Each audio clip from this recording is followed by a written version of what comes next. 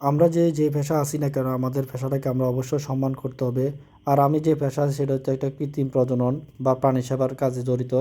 আমাদেরকে প্রতিনিয়ত নতুন নতুন চ্যালেঞ্জের মুখামুখি হতে হয়। সেটা হচ্ছে দেখেন আজকে বিকালবেলা একদম ওয়েদার ভালো ছিল কিন্তু হঠাৎ করে ঝড় বৃষ্টিতে এমন একটা পরিস্থিতি হয়ে গেল, আমার বের হওয়ার মতো পরিস্থিতি ছিল না। তো হঠাৎ করে একটা ফোন আসছিলো আমাদের পাশের গ্রামে বাবুসি থেকে ওর একটা গাভীকে কৃত্রিম প্রজনন করানো দরকার। তো আমি বললাম যে ঠিক আছে, কোনো সমস্যা না, ঝড় বৃষ্টি যত কিছু হোক আমি আসবো।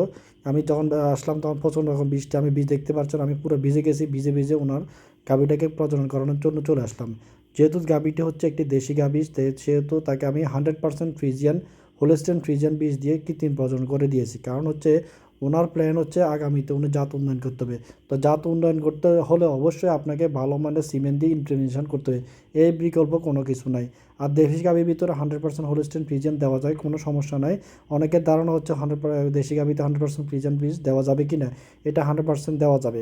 আরেকটা জিনিস হচ্ছে আমরা কৃত্রিম প্রজনন করানোর ক্ষেত্রে অনেকের একটা ভুল ধারণা আছে, সেটা হচ্ছে রাত্রেবেলা বীজ দেওয়া যাবে না। রাত হোক, সকাল হোক, দিন হোক, রাত, এটা কোনো ম্যাটার না। ম্যাটার হচ্ছে আপনার গরুটা 12 ঘন্টা পার হয়েছে কি না। 12 থেকে 18 ঘন্টা যদি পার হয় তাহলে অবশ্যই আপনাকে ওই টাইম মেনটেন করে বীজ দিতে হবে। যদি গাভীটাকে রাত 10টা বাজে কৃত্রিম প্রজনন করানোর দরকার লাগে তখন করতে হবে, হয়তো 12টা বাজলে তখনও করতে হবে। অনেকে আবার ভুল ধারণা রাত হয়ে গেছে বীজ দিলে কনসেপ্ট করবো না, এটা কিন্তু একদম সম্পূর্ণ ভুল ধারণা। আরেকটা জিনিস হচ্ছে আমরা যে কৃত্রিম প্রজননের সাথে জড়িত, আমরা অনেক সময় খামারিদের চাহিদাকে প্রাধান্য দিই না।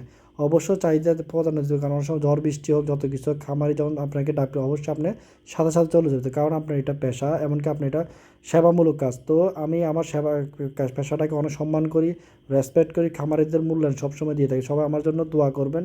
আল্লাহ হাফেজ।